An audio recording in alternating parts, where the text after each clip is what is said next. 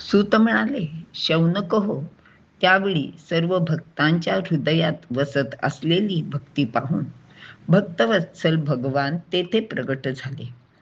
वनमाली घनश्याम पीतांबरधारी तेजपुंज चतुर्भुज मूर्ती समोर प्रगटलेली पाहताच सर्वांचे नेत्र दिपले. त्यांनी हात जोडून श्रीहरीच्या नावाचा जय जयकार केला. भगवंतांची ती नयन मनोहर मुकुटधारी आनंद स्वरूप तेजस्वी मूर्ती सर्वांनी डोळे भरून पाहिली. इतक्यात काय झाले, भगवान त्या भक्तांच्या निर्मल हृदयात गुप्त झाले. त्यावेळी सर्वजण स्वतःचा विसर पडून केवळ भगवद रूप झाले होते. त्यांची ती तन्मयता पाहून देवर्षी नारद मुनी म्हणाले, खरोखर अलौकिक असा हा महिमा आहे. श्री भागवत कथा सप्ताहाचा असा चमत्कार मी यापूर्वी कधीही पाहिला नाही. या सप्ताह श्रवणाने कोण कोण शुद्ध होतात ते आपण कृपा करून आम्हाला सांगावे.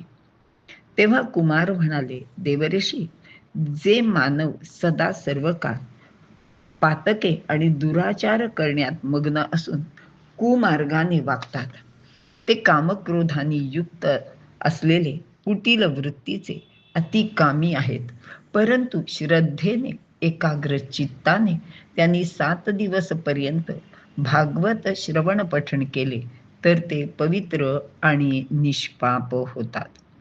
जे दुर्जन आयुष्यभर शरीराने मनाने पापे करीत आले आहेत, असे शठ मलिन दुसऱ्याच्या धनावर पुष्ट झालेले दुष्ट अंतःकरणाचे, त्यांनी सुद्धा जर 7 दिवस पश्चातापूर्वक आणि श्रद्धेने श्रीमद भागवत श्रवण केले तर त्यांची सर्व पातके नष्ट होतात व त्यांचा उद्धार होतो, असे सामर्थ्य या श्री भागवत कथेत आहे. ब्रह्मकुमार म्हणाले, देवर्षी, मी तुम्हाला यापूर्वीचा एक सत्य इतिहास सांगतो.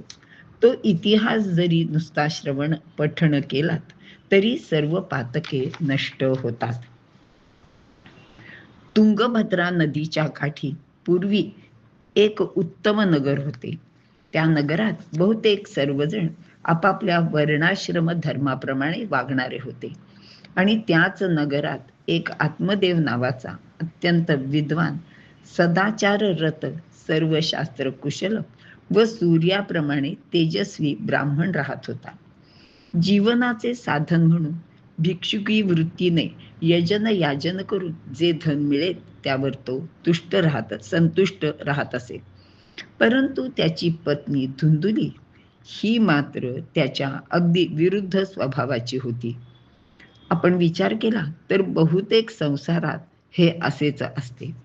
मात्र या ब्राह्मणाची ही बायको धुंदुली गावाच्या नसत्या उठाठेवी करणे, भांडणे लावणे, स्वतःचा मोठेपणा मिरवणे, स्वतःचेच खरे करणे असल्या स्वभावाची होती.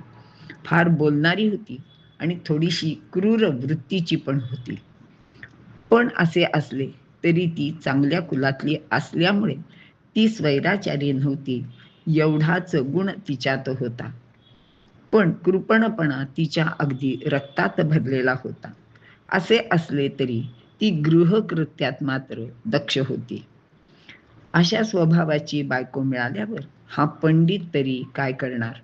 परंतु पदरी पडले आणि पवित्र झाले म्हणून त्यांचा संसार सुरू होता. गृहछिद्र बाहेर सांगू नये असे हे शास्त्र हा आत्मदेव नावाचा ब्राह्मण पाळीत होता. आता हळूहळू पुष्कळ संपत्ती जमली, परंतु वयाच्या उत्तरार्धाला सुरुवात झाली तरी या ब्राह्मणास पुत्र किंवा कन्या काहीच संतती न झाल्याने तो नित्य उद्विग्न आणि दुःखी असे. काय करायचे या संपत्तीचे? घरात दिवा लावायला कोणी नाही. निपुत्रिक म्हणजे महापाप आणि गावातल्या कुटाळांनी तर निपुत्रिक म्हणून त्याच्याकडे कुत्सित नजरेने पाहावे, त्याला हिणवावे. या दुःखाने तो ब्राह्मण अगदी कंटाळून गेला आणि शेवटी जीव द्यावा म्हणून तो घराबाहेर पडला. नदीच्या डोहाकडे निघाला. गावाबाहेर असलेल्या नदीच्या खोल डोहात उडी टाकून जीव द्यायचा म्हणून तो दुःखी अंतःकरणाने जात होता. तोच समोरून एक संन्यासी येत होता. त्यांनी ह्या ब्राह्मणाला पाहिले.